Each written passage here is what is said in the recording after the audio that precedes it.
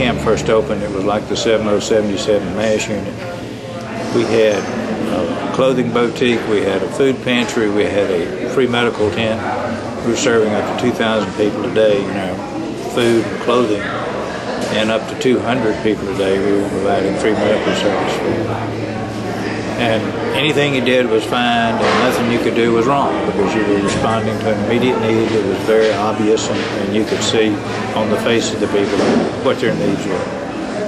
And we continued that until we got to the point where we began to see faces coming back and back and back, and we know that we've already fed them and we've clothed them and we've treated most of their medical needs. And so we began the casework process, and that dramatically changed the nature of the work. And this is not just Camp Coast Care, it's not just Lutheran Episcopal Services in Mississippi. This is Presbyterian Disaster Assist, Encore, the Methodist group, and we all arrived at the same general conclusion about the same time and began doing casework. So we feel like by taking on a limited part of the population that we probably have, with all the combined faith-based volunteer villages down here, enough to handle that segment of the population. So when you read these large numbers of, we lost 65,000 homes in Harrison County, and we're going to build X, Y, or Z, or we're going to put X number back, it's a little misleading, because without insurance, without federal dollars, we're never going to rebuild this place. But I'm pretty proud of the work of Camp Coast Care and Mission on the Bay, which is our youth group mission over just like this, comparable to this, but it's for youth. It's over in Bay St. Louis. We put 350, almost 400 people back in houses since the storm, just our two combined camps. And certainly that's not an overwhelming number, but that is, for those 400 people, that is as good as it gets. So through casework, we do not only work on homes, but we do provide direct assistance to some clients. This in the form of rent, utility payments, gasoline payments. And so that we're not continuing that problem, part of the caseworker's job is to help them develop a plan so they're not back week after week or month after month.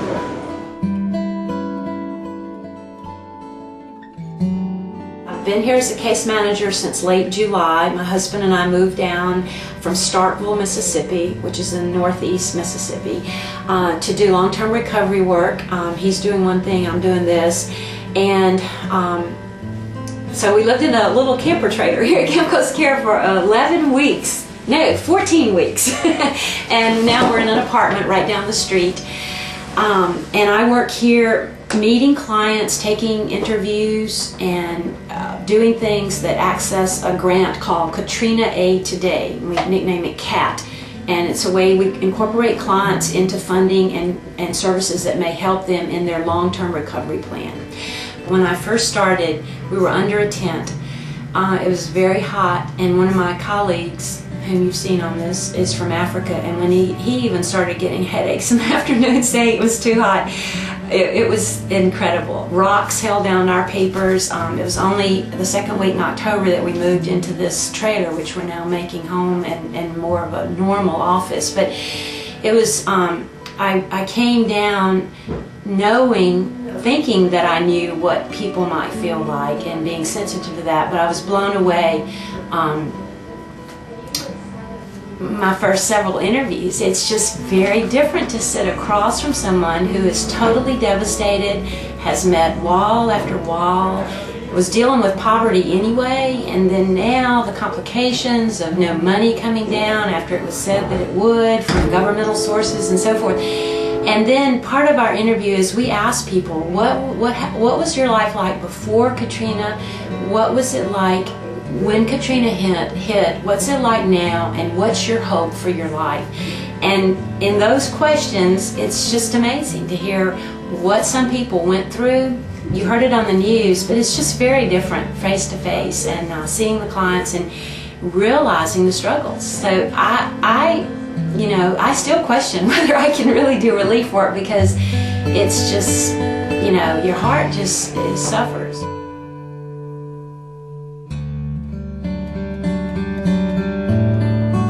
38 foot high. Yeah, 38 foot. And I'm gonna tell you, if we would have stayed in that house, we wouldn't be here right now talking. Trust me. You're right. Trust me. You can see the water level actually above the ceiling. Above the ceiling. And if we would have stayed in that house, we'd have drowned. We would have drowned. We would have drowned. My name's John Christopher Soignet. This is Aaron. He's 3 years old. My little girl Alicia's at school right now. She got to play tonight.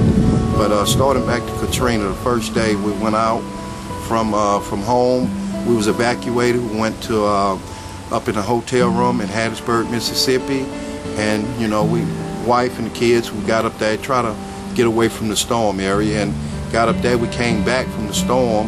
As soon as we came back from the storm, the house that we used to stay in actually floated from our property. As you can see, we don't have anything right now. It's just, you know, just floated into the street. And I guess the National Guard come through and just, you know, just tow it down. You know, that's all they can do to save it, you know. But boys, trying to rebuild right now is kind of hard for me and my family. You know, I got a sick little boy. He's on a breathing treatment. He takes it 3 times a day. But we just, you know, we lost everything, and it's kind of bad right now for us, you know. But we just asking for help, asking for a lot of help right now. And you know, more to the story is, I'm glad to still be living for the sake of my kids and my family. Thank you, Lord. But also, we lost a little dog in the house. We couldn't take him to the shelter in the hotel room, so we bought us another one for my little girl because it was kind of affecting her. As she grow up, she kept asking me, "Dad, where's Jed at?" Sorry. Kept asking me, "Dad, where's Jed?" And I just told her, we'll eventually get another one. We got one. But sorry right now, it's just, you know, it hits you at times, you know, trying to be a strong father for the sake of my kids. And I just, you know, it's a lot to this story, but the main thing is I'm still living. I got my kid and my wife, and we living day by day, trying to make ends meet. And I just want to let y'all know, whoever out there listening to me right now, please help me. I need help. If there's anything else, you know, y'all can do for us, we appreciate it. They thinking there's something in the trailer. They're gonna swap the trailers out, because he wasn't like this. He wasn't like this before.